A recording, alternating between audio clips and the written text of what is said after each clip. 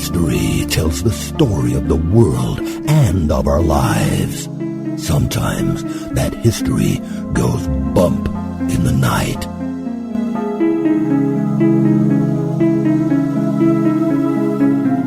Broadcasting from the center of oddity and the supernatural in Central Florida, it's the History Goes Bump podcast. Hello, you spooktacular people. Welcome to this 89th episode of the History Goes Bump podcast. Ghost tours for the theater of the mind. I am your host, Diane. And this is Denise. And today we're going to a distillery, Denise. Yes, we are. I believe we have covered two breweries in the past. The one that was connected to the Lemp Mansion, and I can't remember the name of the other place, but it's a bar and grill brewery that's open now. And I know it was up in, I think it was in the New England area, somewhere over there. In Jersey? Just kidding. Don't say that. We're going to be featuring the Buffalo Trace Distillery out of Kentucky. This was suggested to us by listener Kat. Hey, Kat, thanks for the suggestion. And we got research assistance from Jade Lewis. Thanks, Jade. But before we get into that, we do want to point you in the direction of our website, historygoesbump.com. Denise, if people want to send us an email, where can they do that? That'll be at historygoesbump@gmail.com. We got an email from Amy who was suggesting a location that we've put on. We'll probably be doing it in February, but it has a connection to Typhoid Mary. Yes. So that should be very interesting. She just wanted to let us know that she'd recently discovered the podcast and thought it was very wonderful. She's making her way through them, oldest to newest. So I promise it does get better as you go. Yeah, so keep in mind, Denise, this was my first kind of venture out of the gates. And she just wanted to let us know that the content is fascinating. We treat often difficult or disturbing subject matter with just the right amount of gentleness and humor to take the edge off. The production is great, and the dynamic between the two of you is adorable. Congrats on making such a delightful program. So thank you so much for that, Amy. Yes, thank you, Amy. And then people might recall on the last show that we had talked about a comment that Heather had left over on the website. And she was talking about how her grandmother had told her a story about Krampus and this guy that would chase after the kids with a switch. Right. We wanted to know if it was like a real guy chasing around with that or just... Well, Heather responded back to us and she said she was just listening to the next episode to answer our question. It was actually someone play acting and chasing the children. I thought, no, there's no way. Oh my gosh. Lucky you didn't get decked. Yeah, Heather said her grandmother said it was terrifying. And she said, I remember thinking I was sure glad that switching kids wasn't in style anymore. No kidding. Or chasing them thinking that Krampus is coming to get them because they've been naughty. That's the thing that nightmares are made out of. And then Corey Ann had left a message over on the Spooktacular crew about the Krampus show. And she said, love this episode, though I kept waiting for you to mention my favorite bit of Krampus-esque lore. Dutch children were told that Santa's servant, I'm going to totally clobber this one, Zwarte Piet, would collect all the naughty children in a burlap sack and take them away to, wait for it, folks, Spain? She said, I've yet to figure out exactly how naughty one has to be to end up in Madrid and not hell. Maybe it's fun naughty like Denise. How did I miss the like Denise part? So I have to say, maybe Spain is actually hell. No, you just made all our Spaniards upset with you. No, Spaniards, keep listening. We don't think you're hell. We do want to give a shout out to Jay, who's known as Jasmopolitan over on Twitter for your kind remarks sent our way. Yes, thank you so much. We have a bunch of people to welcome into the Spooktacular crew. Corianne. Hey, Corianne. Griffin. Hey, Griffin. Carrie. Hi, Carrie. Tina. Hey, Tina. Kelly. Hey, Kelly. Aaron. Hi, Aaron. Michael. Hi, Michael. Kristen. Hey, Kristen. Tracy K. Hey, Tracy K. Tracy P. Hey, Tracy P. Tala.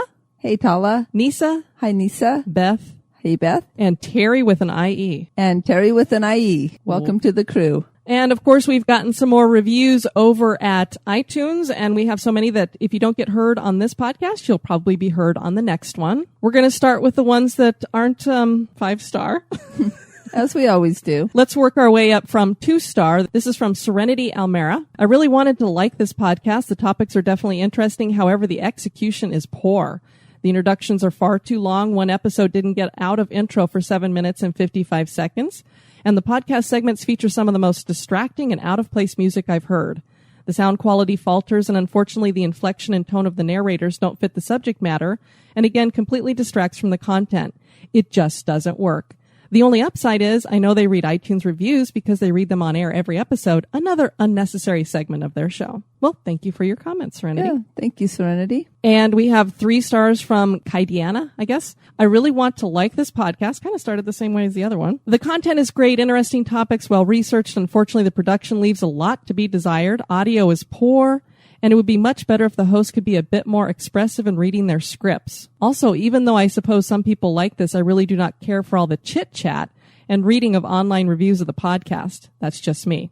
I'll probably keep listening, but fast-forwarding through those parts. Could really be an excellent podcast with some refinements. Okay, and thank you for that review as well. We do want to say we appreciate all reviews that come in. However, we won't be able to change a lot of things because we're very connected to our listeners. And our belief is if you've taken the time out of your day to leave a review, we are going to want to read it. But we did put them at the beginning, so people who don't like it will just fast forward and still enjoy the show. So hopefully we can meet both the needs for both people, but our listeners are number one for us. Yeah, there's another podcast I love to listen to that's brand new out there called Scared Podcast, does real ghost stories. And he actually had posted a little 2-minute thing where he was like, I can't figure out what people want. I get, half of the people really love this, and then the other half really hate this. And then on this other thing, people really love this, but they really hate that. He can't figure out about music and sound effects and everything. And I just tweeted back at him, I have found you can't please everybody, so make sure you do what you are passionate about. Right. So thank you. We always appreciate reviews. So thank you for letting us know your thoughts. And you know what? They all count to the main number when we've hit 100 reviews. That's pretty cool. Yes. Indeedy. Not including the foreign ones, I believe. On the upside, we got Lilith Gray had given us 4 stars. She revised it to 5 stars and said now that she's been listening to more of them, she's thought it was much better than what she'd given it a review thank for. you, Lilith. So thank you for that. Beck Gov, 5 stars, loving it, absolutely loving the podcast. I've been binge listening to the podcast. I love the twist of our history and myths that you gals do. Thanks again for this wonderful podcast. Keep up the great work. And this other name, I'm going to try it just because I know they probably did this just for that reason. And I'll let Diane have it. Memzikososjikanzika. These ladies make me enjoy history. Can't get enough of their podcast. 5 stars. Thanks so much for that, Mem. Oh, look, she shortens it. She doesn't try it twice. And we got another review out of Australia. Codename Hex. I heard about this podcast through Bizarre States, and I'm so glad I did. The hosts are so kind, and the podcast is full of spooky, wonderfully historical tales. I highly recommend it to anyone who enjoys digging deeper into those spooky tales you grew up with. Thanks so much, Codename Hex. Yes, thank you, Code. That sounds like a spy code name. And we have some good news for the listeners, Denise. Obviously, they all know that we are running a contest for the month of December. Yes, they do, or hopefully they do. And we will be drawing that name on Christmas Day. You need to have done one of the following things in order to be registered for that. We will do, and that will end on Christmas Eve, the 24th of December. So you either need to have already joined the Spooktacular crew, you need to have signed up for the newsletter, you need to have sent us an email with your name, and in the subject line, put December Contest 2015, or be an executive producer of the show. Right. And remember, Spooktacular Crew is over on Facebook. It's a group. Some people thought they were part of Spooktacular Crew and weren't. So that's actually a group you go join on Facebook. And the good news is, Denise, we've gotten enough donations now. We've told everybody if we hit where we're getting $100 in donations every month, that we would run a contest every month. Yay! I love giving away free stuff. We are there. So from now on, we will be having a contest every single month. We might switch up how you register for it just to keep it kind of fun. And then on a personal note, this show, we're actually recording it the day that it's going to go up. So it's going to be a little late. We've been a little crazy at our house, not only with Christmas and everything coming up, but as a lot of you've probably kind of picked up as I've been referencing, I'm getting major surgery done, and that's going to be tomorrow. We have so many listeners out there with the positive energy and prayers and stuff. If you guys could all focus it that direction tomorrow, which is Tuesday, December the 15th in 2015, I will be going in and having a hysterectomy. So if you guys could keep me in your thoughts for a successful surgery and a good recovery, I would greatly appreciate that. Our plan is to keep our schedule exactly the same. So as long as everything goes according to plan, you shouldn't notice any blips on the radar. Nope. And I also appreciate any prayers going her way. Denise, I know that we're teetotalers, but are you ready to go to the distillery? I sure am.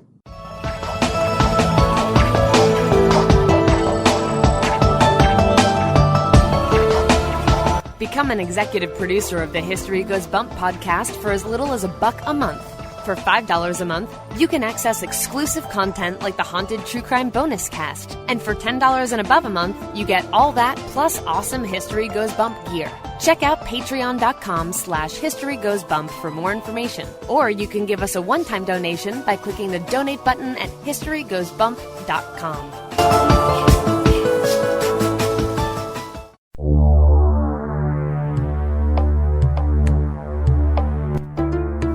This moment in Oddity history. It's tradition for some people during the holiday season to use an advent calendar to count down the days until Christmas. Perhaps as a child you had one with boxes filled with chocolate treats, or you opened a window to a fun picture. We noticed this year that some people are keeping a calendar of sorts wherein they drink a craft beer from an independent brewery. All sorts of fun flavors are combined to craft the perfect brew. But would you believe that there is one beer that is brewed with elephant dung? Sankt Gallen Brewery out of Japan created ldquo, a beer that is made from coffee beans that have passed through an elephant. We don't mean passed over or under, but through, meaning the entire digestive process.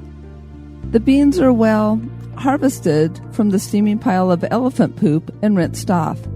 We hope really well. The elephants that pass these beans live at Thailand's Golden Triangle Elephant Foundation, and the cost is pretty high. It's $100 per 35 grams, which converts to 0.077 pounds. We're not sure if this fact is odd or just a twist of sick humor, but the beer is categorized as a chocolate stout, though it contains no chocolate. And while it may not sound appetizing, this brew flew off the shelves. The name ldquo is a pun on the word unko, which means crap in Japanese. Many people claim that the stout is quite tasty and sweet, but we just find making beer from elephant poo rather odd.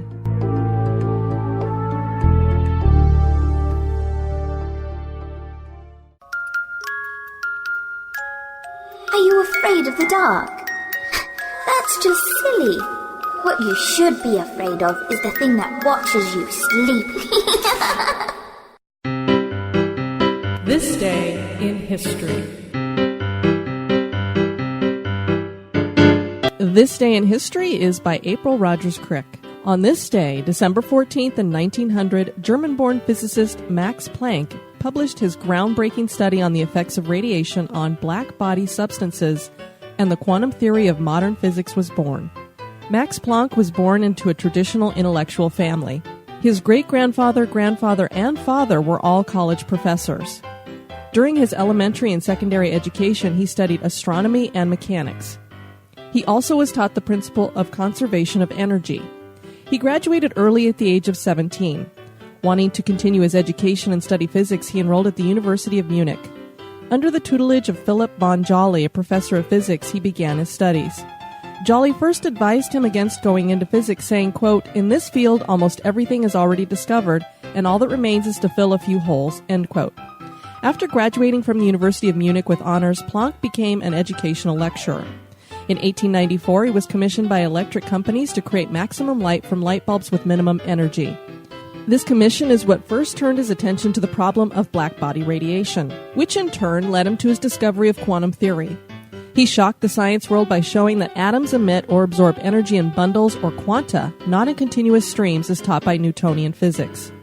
This insight, along with subsequent developments by Einstein, Bohr, and others, established the revolutionary quantum theory of modern physics.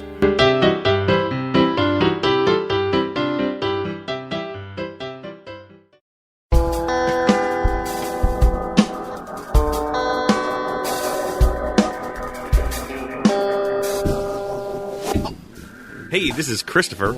And this is Joe. From the Curioso podcast. And here at the Curioso, when we want to listen to ghost tours for the theater of the mind, we listen to the History Goes Bump podcast.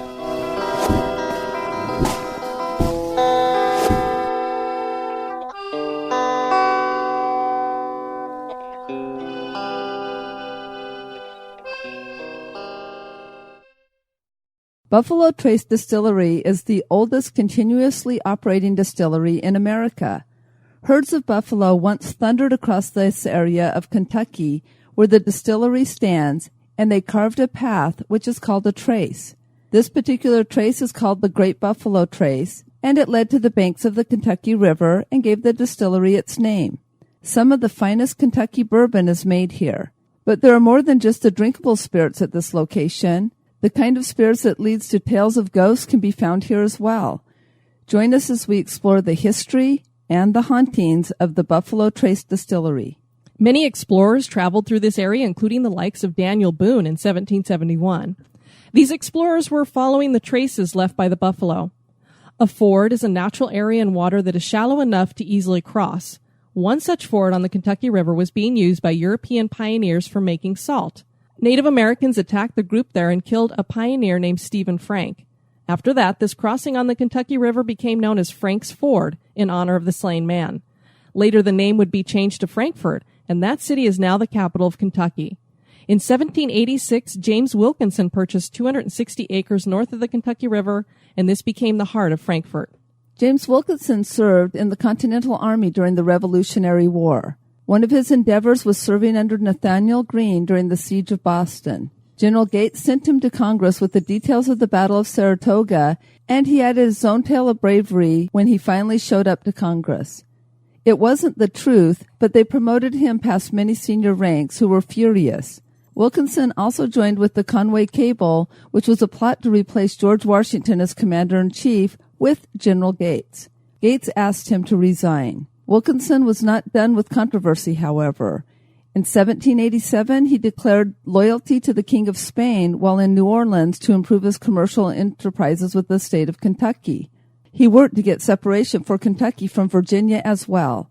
He would later help take possession of the Louisiana Purchase in 1803, but he was still working with Spain, and at the time of his death, he was found to be a paid spy for Spain. Theodore Roosevelt said of him, quote, "In all our history, there is no more despicable character," end quote. Frankfort got its first post office in 1784, and Kentucky became an official state in 1792.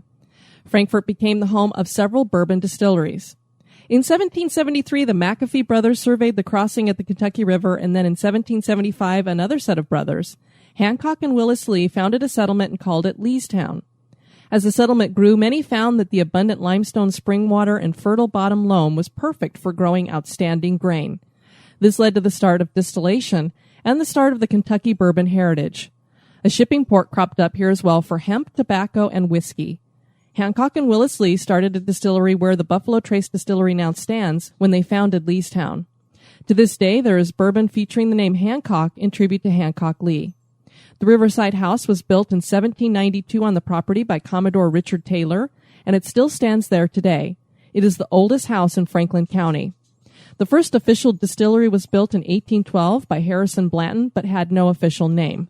Harrison Blanton was born in 1791 and became a well-known businessman in Frankfort. He founded the Blanton Lumber Company after building the distillery. The Ku Klux Klan started to rise to power in the area, and they paid Blanton a visit after they thought they had tracked down a black man named Freeman Garrett. They couldn't find Garrett, so they shot 2 other black men on the property.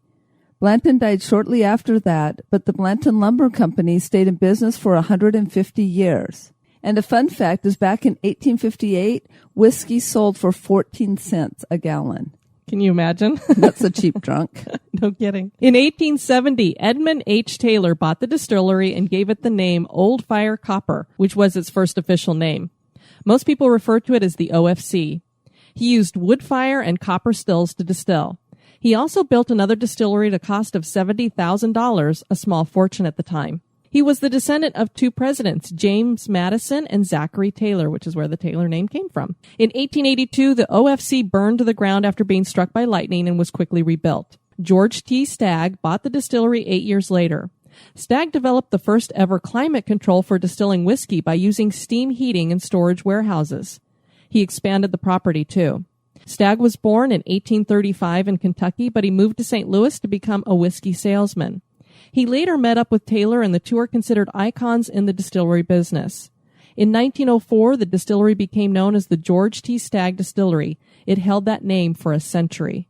In 1897, Albert B. Blanton joins the distillery as an office boy at the age of 16. He was a descendant of Harrison Blanton, who first distilled whiskey here. He was promoted through the years and learned all facets of the business. In 1921, Blanton became president of the distillery. He would spend 55 years producing and promoting Kentucky's straight bourbon whiskey. He kept the distillery alive during Prohibition, and after a devastating flood in 1937, he had the operation up and going the very next day. He built Stony Point Mansion on the grounds, and it overlooks the distillery. The reason why the distillery remained in business during Prohibition was because Blanton managed to get one of the 4 permits given out by the government, allowing them to make whiskey for medicinal purposes. They bottled 1 million pints. A clubhouse and gardens were installed in 1934, adding to the beauty of the property, and Blanton retired in 1952. Whiskey for medicinal purposes, eh? I guess so. I wonder what those medicinal purposes would be. I think quite a few people still use it for medicinal purposes, although they get themselves in some trouble. Take away the pain, yeah. Okay. Isn't that what they would always have, like hot toddies and stuff? It was always... The interesting thing about the research on this is that I did not realize that there were distilleries that were allowed to do that during that time. I just thought they all either had to find something else, something like vinegar or alcohol, rubbing alcohol or something to manufacture that instead. So it's interesting to find out that there were some that were still in production. And the government gave them their blessing. So you really think the government would completely lose the funds on whiskey? Come on, Diane. Yeah, that's why we had that whiskey rebellion at the one time, too. Because they wanted their tax money. Absolutely. Elmer T. Lee took over operations in 1968. In 1982, a New York investor group bought the distillery. Moving from family-owned to investor group was not a good move, and the distillery's employment dwindled to only 50. And by 1991, the distillery was on the verge of closing. The distillery returned to family ownership when the Sazerac Company bought it in 1992. And after refurbishment, it was renamed the Buffalo Trace Distillery in 1999. In 2001, it was placed on the National Register of Historic Places. Distillery tours are given 6 days a week, and those do include some ghost tours. Awesome. And Kentucky is not that far away. As Diane said, ghost tours are given on the property, and for good reason. When ghost hunters visited the distillery to do an investigation on the 125-acre property, every member of the team had an experience, and they identified 27 different ghosts. The one encounter that got everyone's attention was when the 2 main hosts were goosed or pinched on the backside. They were both in different areas, and when they reported in, they both reported being pinched by something unseen. There have been stories that employees and visitors to the distillery catch the smell of cigar smoke and hear footsteps in places where there are no other people. Riverside House is a stark white building that is rumored to house numerous specters. Commodore Richard Taylor's one of them, and he was the man who built it. He has been seen in an upstairs window. There's also an unidentified young boy at the house as well. There have been sightings of a gentleman wearing a dated suit and hat at the Stony Point Mansion, and some think it's the ghost of Albert Blanton, who died in the mansion in 1959. During a Christmas lighting event on property, a guest took a picture of a building, and the developed shot shows a ghostly figure standing in an upstairs window. Then, a few months later, the tour guide tried all 9 keys available to try and unlock the mansion where Mr. Blanton had lived and died, and not one key worked that night, forcing the ghost tour to be held in a parking lot.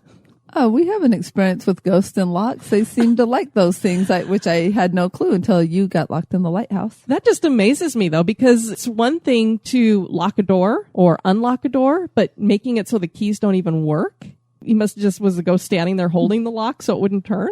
Either that or like pushing the key out with its finger, giggling. And what's even more interesting, what if this was a deadbolt? How would it hold that? Well, that would make sense because it's being held by a dead person. Jeez, Denise.